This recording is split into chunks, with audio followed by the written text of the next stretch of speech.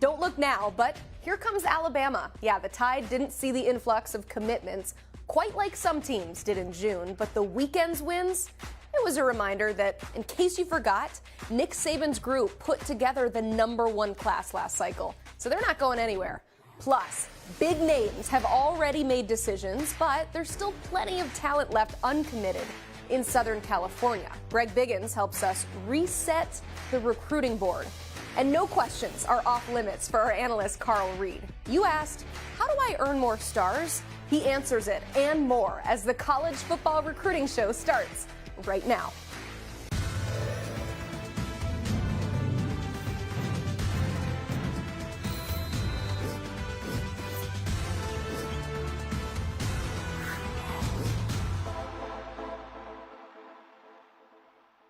Alongside Blair Angulo, I am Emily Proud. A reminder to submit your questions in the chat. The only way you can do that is by subscribing to the 24/7 Sports YouTube channel. Also, one more request. Please like this video so we know that you're watching. Blair, the Major League Baseball draft is happening right now, and you might be thinking, what a weird way to start a college football show. But what are we keeping an eye on as it pertains to our old friend Deuce Robinson and his status with USC? Emily, we are about halfway through the 8th round up in Seattle and still no Deuce Robinson. So what that means to me is that USC football, their fans, the coaching staff in that office should all be doing backflips because this is a clear indication that a lot of Major League Baseball teams probably didn't get a great feel for the situation. We know that Deuce Robinson wants to play both sports at the next level and beyond. So right now, things are looking really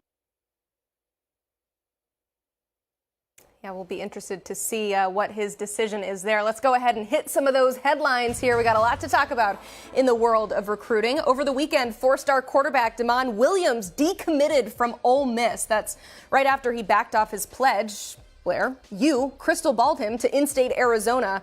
First off, a historic commitment from Elijah Rushing Thursday. And now this, I mean, what's happening with the Wildcats?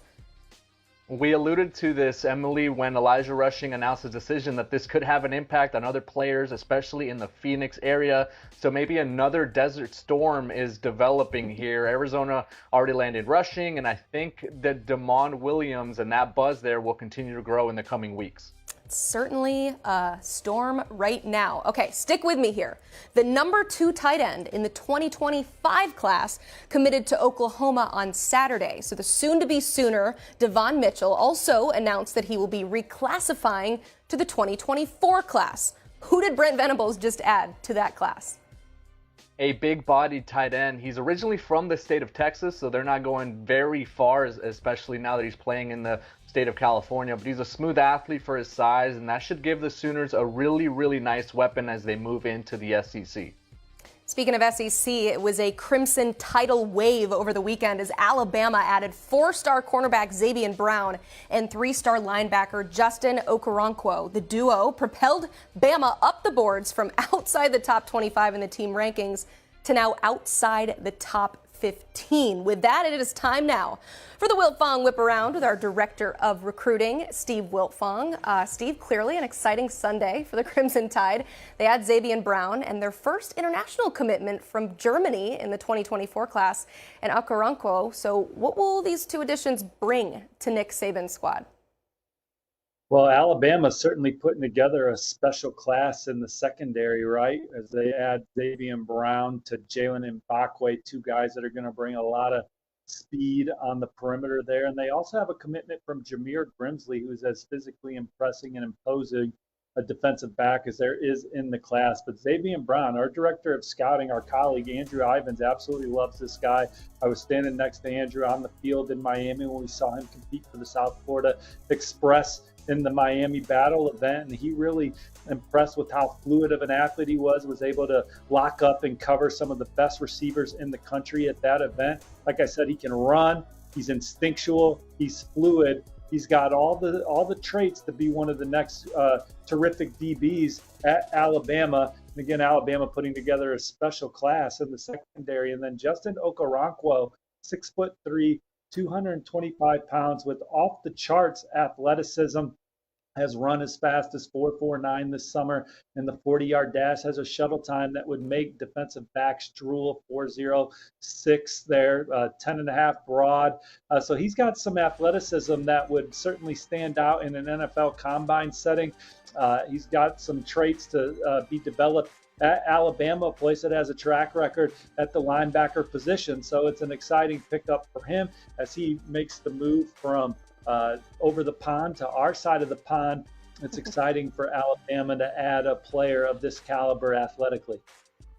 Steve, we've been talking a lot about Georgia. We've been talking a lot about Ohio State, but here comes Alabama regaining some momentum here with the commitments of these players, and they could be on the verge of adding some more buzz. Casey Poe, four-star offensive lineman, is set to reveal his choice on July 12th, and then four-star tight end Caleb Odom is also set to come off the board very soon on July 15th.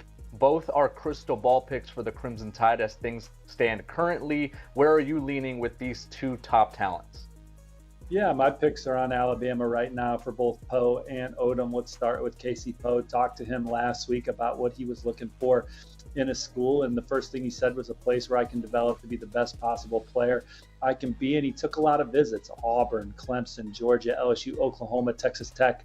I think the Sooners in particular have given him a lot to think about, but I like where Alabama stands following his visits to Tuscaloosa and his feel for the staff and getting around their offensive linemen on the team. I think he loves his potential playing for Coach Saban and company. And then with Caleb Odom, he told me that Alabama was his leader after he took his official visit the first weekend of June, and I think that they've been able to hold on there over. I think Miami's probably been their main competitor, Texas A&M, some of the other programs that he's given a good look to. But everything from breakfast at Coach Saban's house to being able to talk to him about the program and see how the coaching staff. He talked about how the coaching staff cares for their players developing on and off the field. I think it resonated with him and his family, and I think they've held on here. You mentioned their ranking, Emily. My favorite ranking is the average ranking per commit, and Alabama currently sits at number 3 in that category right now. So it's one of the nation's best classes, and they're in position to land 2 more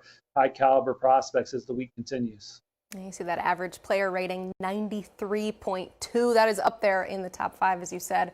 But wait, there's more. The Tide are also in on 4-star linebacker DeMarcus Riddick out of the state of Alabama. He intends to announce his decision on July 26th. He's currently committed to Georgia, but it looks like it's maybe an Iron Bowl battle between Auburn and Alabama to potentially flip him. So where are you leaning for the number 3 backer? Yeah, I don't know. There's times where I'm leaning Alabama and said as much on our Bama site last week. But you talk to some other people and they feel good about Auburn. You talk to some people close to DeMarcus and the Auburn Tigers should not be slept on here. I think that everyone's in conclusion that there's a good chance that he ultimately ends up somewhere other than Georgia, where he's been committed for quite some time. And Alabama and Auburn are both exciting options for him. He's had some great visits to Alabama's campus. You've seen him on the golf cart with Nick Saban riding around, but Auburn, Hugh Freeze, the fresh new program, Coach Etheridge, all those guys on the plains recruiting him. I think that Auburn is a program that should not be slept on for one of the most athletic second-level defenders here in this class. Georgia, as we talked about, if they missed there, they're still in on Justin Williams, Chris Jones, and Chris Cole, among others. Steve, there's another notable commitment coming up later this week. Keelan Adams, the top. Looks like Pittsburgh, South Carolina, and Virginia Tech. What's the buzz on Adams heading into the reveal? Well, our colleague Brian Doan and I have been working this story for over a week now, and this morning we logged 24/7 Sports Crystal Ball forecasts in favor of Virginia Tech. South Carolina is the other program that we think is very much in the middle of this recruitment, and at times we've had the Gamecocks in full position, so we'll see if there's some jockeying here down the stretch with his decision coming later this week. But Virginia Tech is an official visit to Blacksburg, time spent with Coach Pry and company, the commitment that Brent Pry, who's done a fantastic job his entire career of recruiting the DMV area, he wants to build up this Virginia Tech program to what it was at one point, with locally based players from the high school ranks And that's attractive to Keelan Adams, who had a monster junior year there, nearly a touchdown every less than every 3 receptions. So he'd be a dynamic player for them on offense right now. And they just landed Chance Wiggins, and we think that they're in a great spot here for Keelan Adams. Let's head a little bit further south. The Knowles have been crushing it in July so far. They've added 4 prospects, and you also have them crystal balled for 2 more. That's 4-star safety Micah Danzy and 3-star offensive tackle Jonathan Daniels. So what has you feeling so confident about these 2 Florida natives?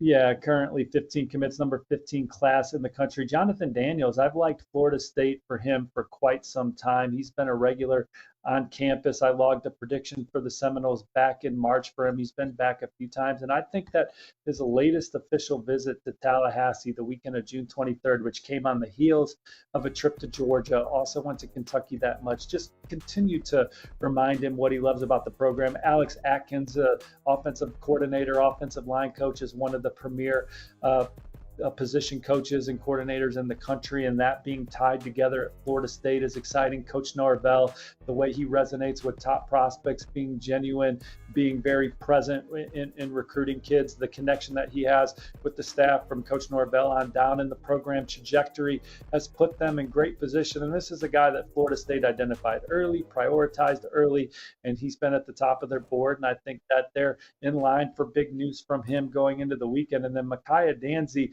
is obviously a local kid from Florida State University School there in Tallahassee. He's in our top 247, number 9 athlete overall, could play running back or in the secondary on the next level, but Florida State recruiting him as an offensive player that could run alongside Cameron Davis. Cameron Davis is one of my favorite running back recruits in the country, 5'10", 200 pounds, can make you miss, run between the tackles, be physical. If they can add Micah Danzy to that, who's one of the fastest running back prospects in the country, that would be one of the best running back hauls any program's going to sign, would give them a lot of versatility, and those 2 guys would certainly complement each other well. Florida State could land some more good news this weekend, guys. You got receiver Kevin Levy out of Cardinal Newman High in West Palm Beach, Florida. Andrew Ivins reminding me earlier today how young Kevin Levy is. I think he's excited about his potential upside. I'm not ready to put him in Florida State's class right now. Louisville got an official visit the weekend of June 9th. Don't sleep on them. Illinois has had some big recruiting wins lately, including a fast, explosive running back, Khalil Ballantyne, who Blair reported on, and then Rutgers got an official visit, so we'll see what happens there. I do not think Ashton Hampton, who's also a local kid, Micah Danzy's teammate there at Florida State University School, I am not expecting him to pick Florida State. Clemson's got some crystal ball buzz from our colleagues over there at the Clemson site, including Anna Adams and Corey Frable. He also took official visits to Florida, Arkansas, and Louisville. So right now, I think he ultimately ends up elsewhere, but should still be an exciting weekend for Florida State with Daniels and Danzy trending their way going into their commitments. Fun time answering some viewer questions last week. Should we do it again? Let's do it. Yes. People hitting the like button, though? Yeah, no, he's not going to answer any of them unless you hit that like button, right? And subscribing. And subscribe. Like and subscribe. Do all the things. And then Steve will, respond with answering some of your questions. Let's go ahead and do that. Andrew is asking, Steve, do you see Dylan Williams being joined by Kamar Mathoudi and Justin Williams in 2024? I think that is Kamar Mathoudi going to join Dylan Williams, and will they also land Dylan Williams? Yeah, I think that Oregon has a chance to sign a super linebacker class. We have Kamar Mathoudi, who's going to announce on the 24/7 Sports Network, so make sure you're subscribed, logged in, getting your updates there. He's going to announce with us here this week, and I love where Oregon stands with him as they battle Michigan State and Washington, among others. And then Justin Williams is a war on the trail. I talked to some people today that feel like Georgia is really trending for him. I'm not ready to back off my Oregon prediction, even though I certainly could easily see him at Georgia, but he's taken a visit to Georgia back in the spring or early summer and then took his official visit in June. They just landed his teammate, Joseph Jonah Adonijah. So Georgia's got a lot of momentum with him right now. I could see the 5-star linebacker in Athens, but Oregon, they've been they led last fall. Like, they're not going away. They're going to fight all the way to the finish here. So we'll see what happens. Steve, we have a question also in the chat from Sean Nelson. He wants to know about Georgia, their new offensive lineman, 6'7", 335. and another one 6'6", 325. Do you see another repeat national championship in a few years, Steve? Well, I just think with the way that they're recruiting, right, that they're going to be the favorite or in the mix to win a national championship year in and year out. And our colleague Andrew Ivins had a story today on Georgia's six-man O-line class that averages 345 pounds. And Daniel Calhoun, Nair Daniels, Michael Luini, and Marquise Easley, the latest to join the fold there. And it kind of started under Sam Pittman, right? They had a type, big, massive guys that they got drafted to the first round. Baton goes to Matt Luke, and baton goes to Stacy Searles. And why fix a recipe that's not broken there? Georgia, with their awesome strength and conditioning program, terrific player development, they're going to be massive up front, but those guys can bend and they can move, and they're ferocious. Yeah, mass equals national championships, apparently. It seems to have worked for Georgia, and just keep doing the same thing. Got another question here from JMac Volunteer. I think you know where this one's headed. Steve, who do you think Bennett Warren will commit to, Tennessee or Michigan? And also, he wants to know when. So he's got all the questions here. What do you think? Well, I also wouldn't sleep on Texas A&M there, who got an official visit. Coming out of that Michigan official the weekend of June 9th, I definitely liked where the Wolverines stood. Oklahoma's been fighting tooth and nail for Bennett Warren. Bill Bedenbaugh is one of the best developers of talent at the position in the country. Oklahoma might have 3 more offensive linemen drafted this year, so Bennett Warren certainly sees that, has always had great visits to Oklahoma, but no question that visit to Tennessee the last weekend of June was a major needle mover.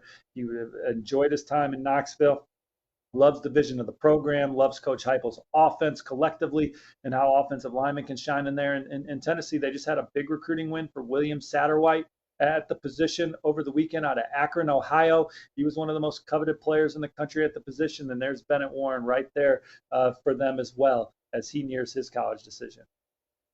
Kenneth Williams has a question as well. It says, hey, Steve, big fan. What's the latest in Dylan Stewart's recruitment? Oh, man, not much new from the last couple episodes, but we'll rehash here. Ohio State is the crystal ball.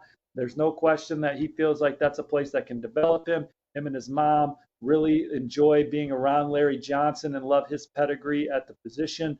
The big games that Ohio State plays in, the way that they take care of their players in Columbus, all those things stand out about Ohio State. But there are several people out there that believe that he is going to be a Gamecock. He is expected back at South Carolina at the end of the month here. He's expected to commit there in early August, and I could easily see him at South Carolina. And then there's Miami, who's not going to go away. This is a prize target for them. They've had him extremely high on the board the entire cycle, have gotten him to campus a few times, and we've seen Mario Cristobal in Miami slingshot up a player's board. And then Georgia, they're still in there, led by Coach Chidera Uzo-Diribe. Now, I don't think Georgia, there was a time where I maybe liked Georgia's position the best. It's been a long time since then, but Georgia and Maryland round out Dylan Stewart's top 5.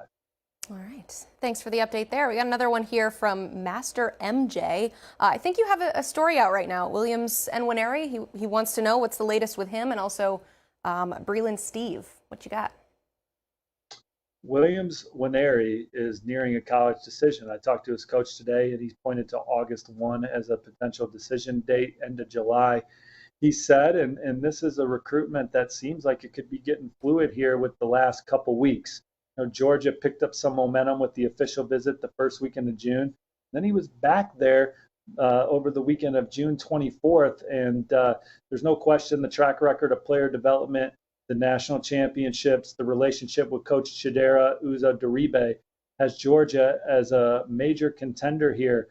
But Missouri is putting on the full court press in state. They are a program not to be slept on right now for Williams Nwaneri or fellow 5-star Ryan Wingo as those guys continue through their process. And then Oklahoma, they've been the mainstay for Williams Nwaneri as we kind of change who the pulse is with Williams Nwaneri. We've almost always said in Oklahoma.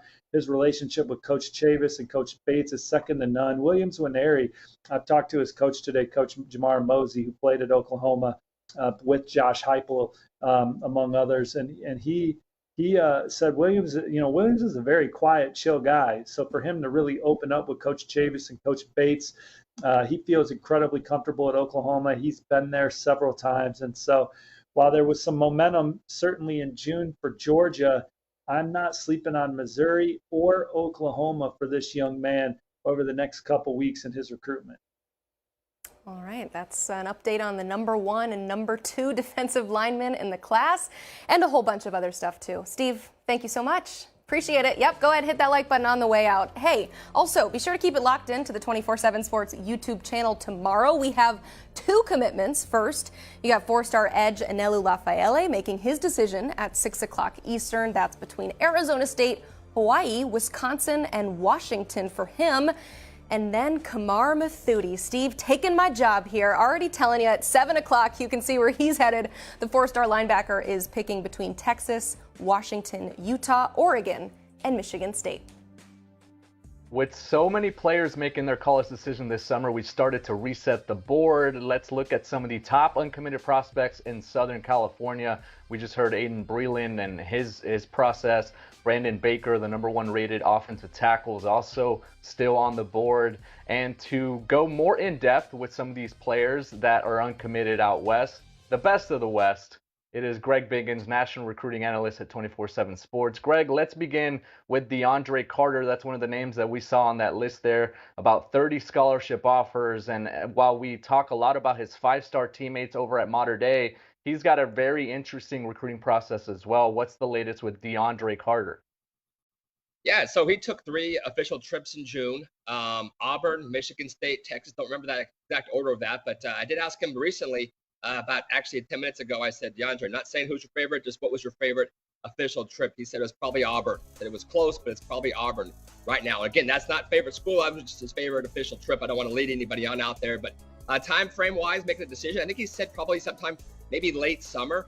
At one point, it was going to be during the season, early to mid, but I think he might push it forward a little bit and might make it end of summer, which would be sometime in August. So those are the 3 schools I think he likes a lot, liked all 3 trips.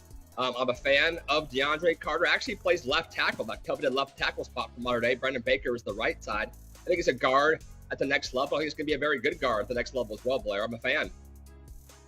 That's a huge thing, right? To see a player that maybe projects on the interior be able to have the feet and the mobility to play left tackle, and you have to do that at Mater Dei, which does a lot of different things. They've got a big-time quarterback, a couple big-time running backs, some receivers that like to catch the ball, and he can really get to the second level and put defenders on their back. One player that he's going to be aiming for this fall, Kingston Viliamu Asa, Greg, he's set to announce his decision very soon on July 23rd. He is down to 3 schools, Ohio State, Notre Dame, and USC. He has taken official visits to all 3. How are you feeling about this recruitment with 2 weeks away?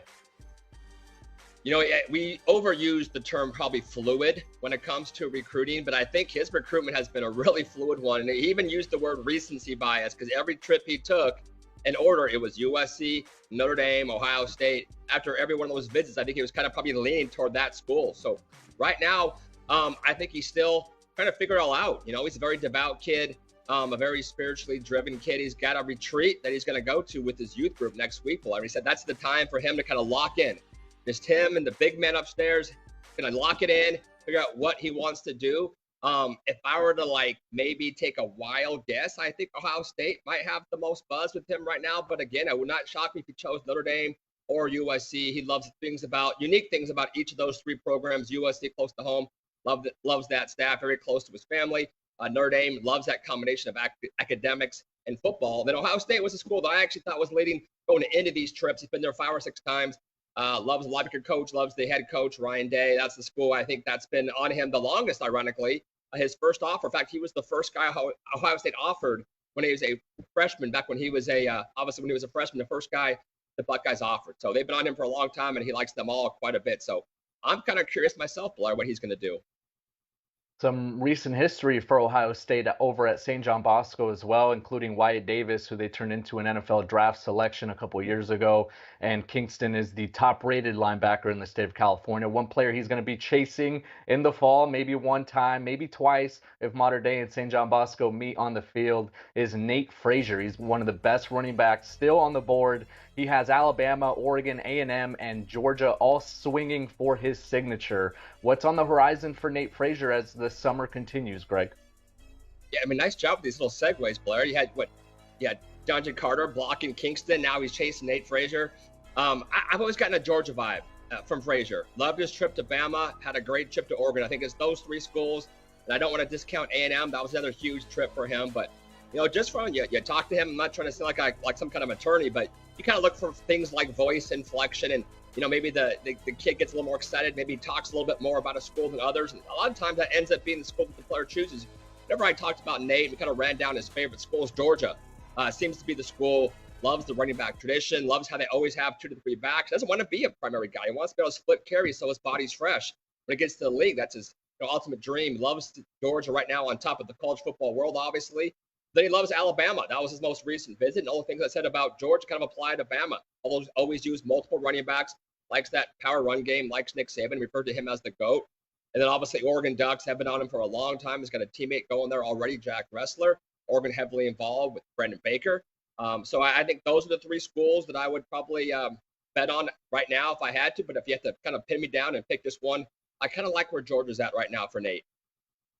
A swinging door, Greg, at Mater Dei. Coaches coming in left and right, and it's not going to be over, right? When these players announce their decisions, I'm sure they're going to be flooding through the gates there to get to some of these prospects until the ink is dry. One more player in Southern California to break down, Kamar Mathuti, a linebacker who really caught our attention at the Army All-American Bowl Combine down in San Antonio during check-in. He is set to reveal his choice live on the 24/7 Sports YouTube channel tomorrow at 7 o'clock Eastern. You have your crystal ball pick in for Oregon, but Michigan State, Utah, and Washington also received official visits. Are you still feeling good about the Ducks here?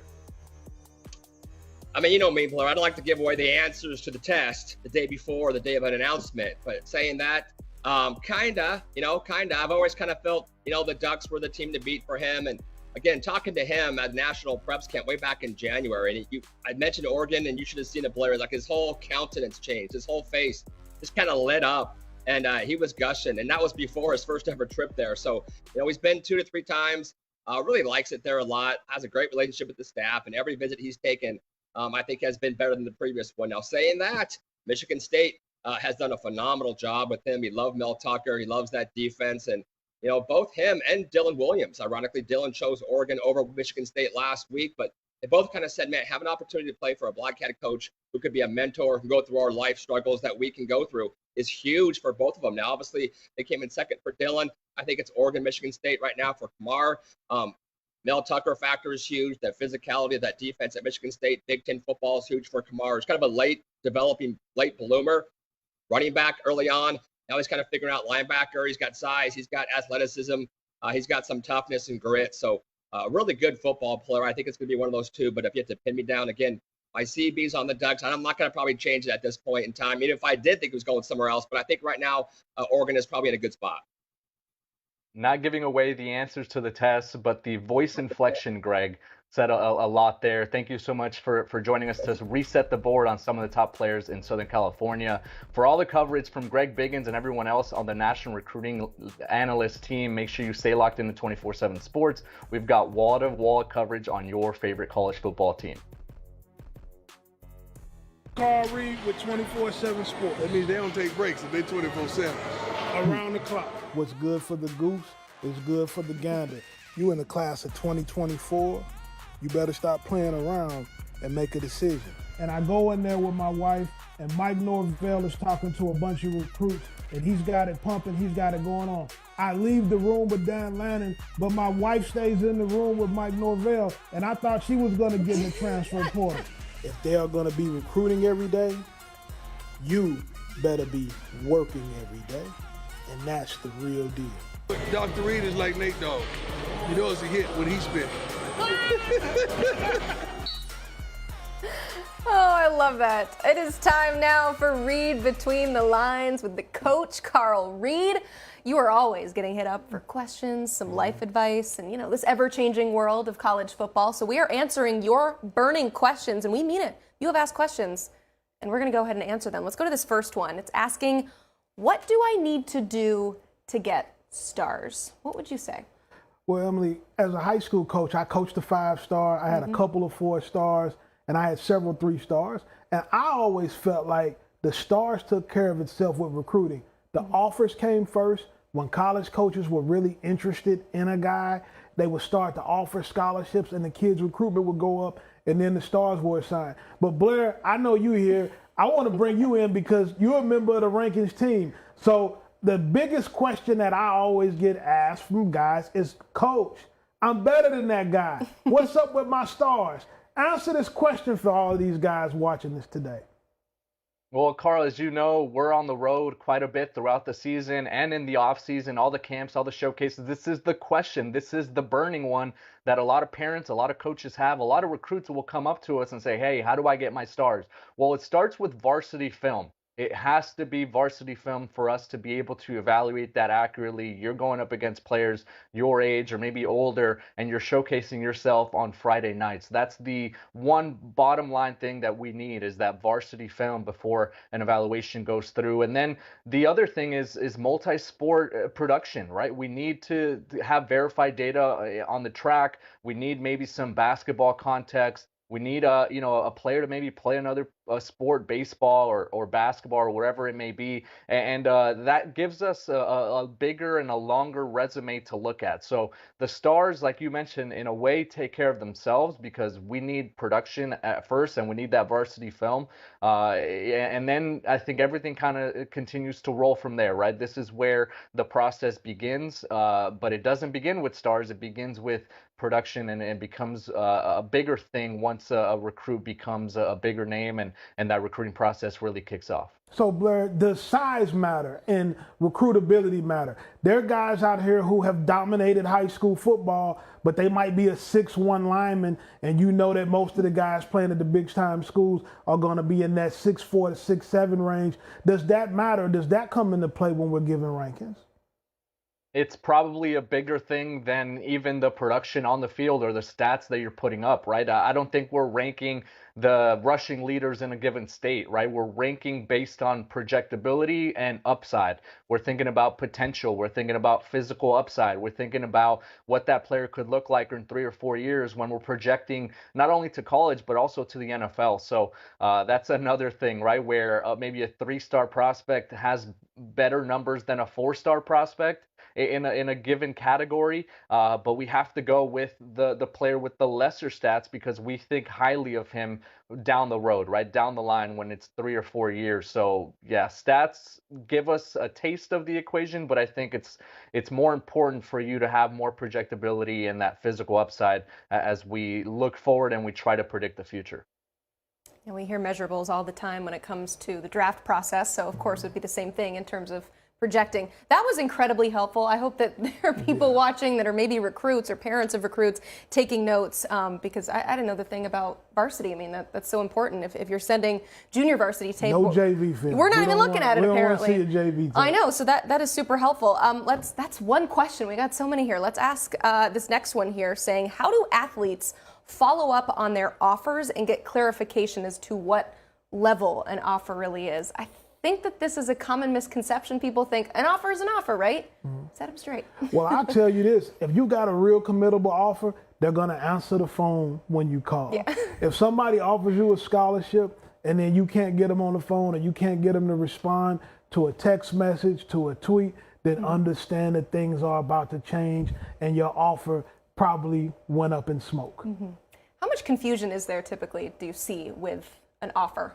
I think there's a ton of confusion with offers because players aren't educated, and the college coaches have a lot of blame in this as well. You're not telling the kid the truth from the beginning. If you give a kid an offer, in their mind, they haven't been through recruiting before. Recruiting is what we do. We're in the business of recruiting. Us at 24/7 Sports, the college coaches, but a kid that's 14, 15, 16 years old, when he gets his first offer, he doesn't understand that means I may not be able to go to that school. He's thinking that he hit the jackpot and it's a dream come true. So we have to be more honest when we're handing these offers out to these guys on what that really means. Got to verify that offer. All right, we got another question here. When it comes to playing multiple sports, is it still as valuable in today's recruiting arena? If so, which ones do you think that coaches value more? Well, Blair just told us, Emily, in the rankings, how much stock the rankings team puts into verified track times. Were you a good basketball player? I can tell you that every Division I coach who has ever come into my school has asked about what other sports do they play? What do you run in 100? Are you a wrestler? Are you a championship level wrestler? Are you a great baseball player? It matters. A lot of kids now are being told by trainers and by coaches at their schools not to play multiple sports. Still a lot of value in guys who are multi-sport athletes. You'll get more cooperation from your school, from your teachers. You'll get more help. If your history teacher is the basketball coach and you struggle in history, go help them win some games. If you are finding value in this conversation, go ahead and reminder to hit that like button so we know that you're watching. I have a question about when it comes to specializing in sports versus diversifying. Because say I'm an athlete and I'm playing basketball and I've got dreams of being the best basketball player of all time and going to the NBA, but I'm 5'4", and I am much better at maybe being a running back. How often do you have those tough conversations where you have to say, okay, it's helpful for you to play basketball and to continue to diversify in your sports, but football is where you need to put your dreams and your attention? From a coach, how do you have that conversation? I had them all the time. Yeah. And ultimately, you want the player to make the decision with the information they have. All of you 6'3", 6'4", post players in basketball that love to hoop, there's a better future for you maybe on the football field. But you also have to really want to play football. They all don't want to play football. You can go to a lower level of basketball. But the opportunities are there for you if you're open to playing what you might be best at. And what you may be best at, but what you think you may be best at may not be the same thing. Which is why we have a helpful coach like you to have some of those difficult conversations with them. So those are the questions that you guys submitted ahead of time. A reminder, you can submit questions to Carl at Coach Reed Live on Twitter. But some of you are submitting questions now, so we're going to go ahead and answer them. You have not seen these, so here's a little surprise here. Tyler asking Coach Carl, what's one of the craziest recruiting stories you've got during your time as coach? Oh man, I've got a bunch. I bet you have many. I've got a bunch of crazy recruiting stories, and you try not to go too deep into it with naming names. But one thing that I will say specifically is about how important academics are in recruiting. And I will tell this to kids, and I talked about this a little earlier on my social media. I was in a situation with a young man who was one of the best running backs in the state, but his grades were shaky. And a coaching change happened right before National Signing Day. And you know everybody wants to go play Power 5 football, Emily. And he had his opportunity to go play. And I got a call from the head coach of a Pac-12 school, and he was going to sign this young man. But when we sent the transcript in, the grades weren't there. And so he ended up at an FCS school, and he qualified later. But in that moment, he wasn't able to. And I think that's a devastating thing. So if I was a player, I would really focus on staying strong academically throughout the process. Very important advice. We got a last minute edition here that we're going to put up on the screen. Someone asks, how do you handle a coach forcing you into the transfer portal? And I'm asking this knowing that there's probably some people watching right now going, wait, what? Explain. If your coach is forcing you in the transfer portal, and I want you to pay close attention to this, and you have to be extremely honest with yourself, a coach is going to force you into the transfer portal for only a couple of reasons. Number one, he doesn't think you're good enough to play on his team. And you have to ask yourself, why does he believe that? You're in the meetings, you're watching film, you know what your performance is. Number two, you've winterized somewhere, either academically, you're not going to class, you're missing meetings, you're not doing what you're supposed to do. Now, if he tries to push you in, you have a couple of options. If you have a really good high school coach with great relationships, you can stand firm and tell them you're not leaving. And your high school coach can probably back you up. If you come from a school with a bunch of prospects, they can probably help you, but you're going to have to be okay with not playing. The second thing that I would say is, if they force you or try to force you in the portal off the team, you can still stay at your school on scholarship but not be a member of the football team. So if those issues come up, you're just going to have a decision to make. That's got to be a tough, tough conversation to have as a coach. I assume you do not relish that. Well, it's tough, but guys have to realize going into the process, these are one-year renewable scholarships, and this is a business. Where college coaches have went wrong in making guys understand this process, I've heard it 100 times. This isn't a 4-year decision. It's a 40-year decision. No, this could actually be a 4-month decision if you go into school and you're not ready to be a student and not ready to play. So if you're a recruit, when you go into college and the thrill of National Signing Day and being recruited, they're going to expect you to produce, and especially now because they're paying you also. Oh, yeah, and I think that's a common misconception, too. We see all these players hit the portal, and we just assume that that means that they believe that they can go get big money elsewhere or they can play elsewhere. It's not always their decision. I think we learned a lot through seeing what happened at Colorado this season with Deion Sanders. Is it is a two-way street. It is a conversation that you've got to have with your coach. It's not just the player going rogue, and it's not just the coach going rogue. Every situation is different here. We got a question here from Andrew asking, Coach, how do coaches know how to flip a player from their normal position to something else? Are there certain traits that you look out for? You're looking for size and speed and mobility. If a guy is a quarterback but he's 5'10", does he have the speed and the lateral movement to move to a DB or receiver? Now, some of the things that Blair touched on earlier when we talk about two-sport guys, what's the track times, right? If you're a guy that can run a 10-400, but you're an undersized quarterback, that probably translates to you being able to play receiver or playing in the secondary. If you run an 11-2, that probably doesn't help you much with that. So there's other things. Are you a great basketball player that we can see your lateral movement when you're playing defense for 94 feet? There are some things that let coaches know that they can move and change your position based on your overall athletic skills and verifiable times, which is another reason why you should play multiple sports. It's only going to help you. Absolutely. We just brought this whole segment full circle. A reminder to send your questions to Carl at Coach Reed Live on Twitter. Also, if you forget to send them and you join us live on the show, we will throw in a couple bonus questions as well. So thank you for your questions, and thank you, Carl. Thank you.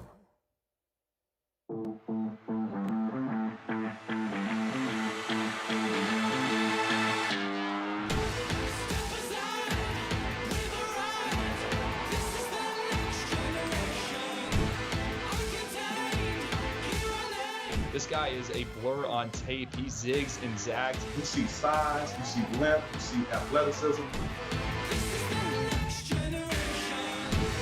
He's a player that has that opportunity to potentially make an impact from day one.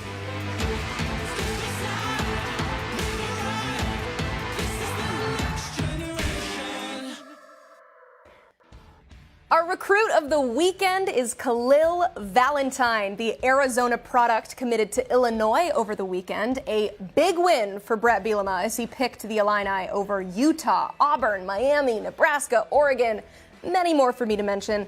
Blair, big get. You see him running down the field right now. I mean, how significant is this West Coast pickup for an Illinois program on the rise? I would go on and say it's not big, it's huge, right? This is a player who had offers from every corner of the country. He had taken visits to places like Miami and Oregon and Utah and a few others that were really fighting for his commitment. But that last official visit that he took in the month of June, I think sealed the deal for Khalil Valentine, who's originally from Northern California. So he's playing his high school ball in the state of Arizona. I actually got a chance to see him the first time last year in the season opener. I made my way down to San Diego, Emily, to check out a player by the name of Dylan Raiola, who was at Chandler at the time.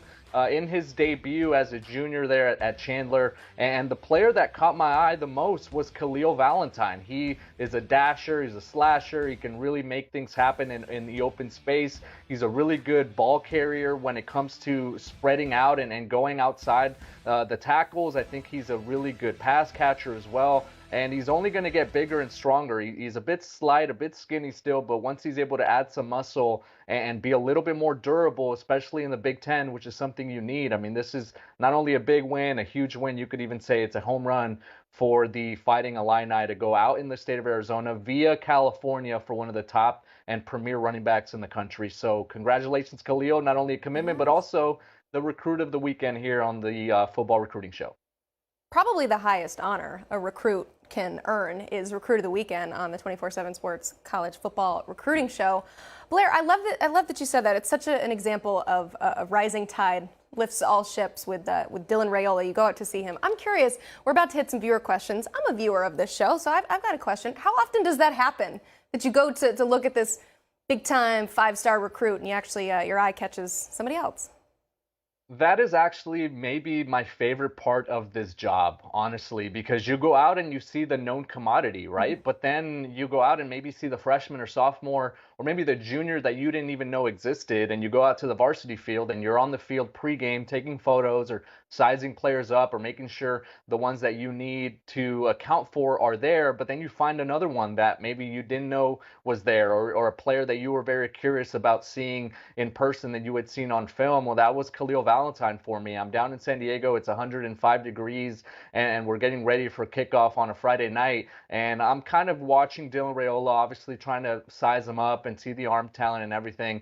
And then when the ball is kicked and the whistle blows, there's his running back right next to him in the backfield that's making play after play, breaking off long touchdowns runs, which we just saw here on his highlight tape. So yeah, that happens, and it's probably one of the more exciting parts of the job, because you start texting people and you're like, hey, look, I just saw this running back that no one has really offered. I think he's a player. You know, that's a really, really fun part of the job as well. Yeah, I love that. 105 degrees. That Champaign, Illinois winter is going to hit them right in the face coming up next season. But thankfully, you've got some Southern California teams joining the Big Ten, so hopefully some away trips back near home. Okay, I got greedy. We got some actual viewer questions from our viewers. First one comes from Hannah Glynn. I love this. It's so simple. Is Jedd Fisch legit? I do think so. I think he is very, very legit. I think this is a coach now that has, in a way, stamped himself as one of the best recruiters out west. Getting Elijah Rushing last week here on the show, I think really sends a statement and sends a message to the rest of the country that he means business, and he is going to be able to recruit a lot of top players. There's a funny story. I was talking to one of the recruits who mentioned that when he met with Jedd Fisch recently this offseason, his recruiting pitch was, hey, come here, we need you, you can make an impact. And the recruit goes, well, coach, you just won one game 2 seasons ago. I mean, what's the trajectory? What's the program going to be in a couple of years? Jedd Fisch looks him in the eyes and says, you don't want to go to this other school and win 10 games. If you come to Tucson and win 10 games, they'll build a statue outside the stadium. So that's how he's flipping the script, right? He is building this program from the ground up after the pandemic, after winning just one game, after losing some of those heartbreakers. He wants to turn the tide, and I think he's getting a lot of recruits to buy in right now. Well done. That is a spectacular response. It's all about perspective and, expectations. They are different from school to school. We've got a question here from Joe Bro asking, does it matter to get early commits or closer to signing day? I think it does matter. I think right now we're seeing the tail of the tape, and we're seeing the proof is that college coaches prefer the preseason commitments. They are pushing for these players to jump on board and secure their spots in the recruiting classes. And I think right now it's imperative because of the transfer portal. It's because of the roster sizes and how players are, I think, in a way having to figure out, okay, this is where I want to be, because if I don't jump on this offer, or if I don't jump into this recruiting class, this spot might not be there when it's all said and done, or if I decide to drag things out a little bit more. Obviously, it's based on preference, and I think it varies depending on the recruit, because the top tier guys, right, the Williams and Winery and the Dylan Stewarts and the players that we heard Steve Wiltfong mention, those maybe drag out their process a little bit more. They have the time, they have I think the leverage to be able to, in a way, go and make their process a bit longer. So there's the exception, but I think right now, when it comes to really solidifying a recruiting class and building things, you want to shoot for that early commitment, and then you hold on. You keep recruiting that player until he puts pen to paper in mid-December. So give me the early commit over the late commit, and although those late commits are really juicy, and I love them too. So I think you have to load up on the early ones first. Yeah, and even when they do sign in December, it's still ain't over yet because there's the transfer portal. I love that that's the last question that we're answering because it kind of brings the show full circle. We began with Deuce Robinson, who did not make his decision until April after the signing day. So it's all about leverage and you know, you see the players use it to their advantage. Speaking of players making their decisions, I would consider these decisions early on. Do not forget 2 commitments tomorrow right here on the 24/7 Sports YouTube channel. You got Anelu Lafayette at 6 o'clock, and Kamar Mathudi will be right after him at 7. A lot of big programs you see here in the mix, so tune in to find out if these 4-star prospects will select your team. I'm looking at the chat one last time, and we have less than half of you watching have hit that like button, so go ahead on the way out. We're saying goodbye, but you still have time. It takes 1 second. Smash that like button. For Blair Angulo, I'm Emily Proud, and this is the College Football Recruiting Show.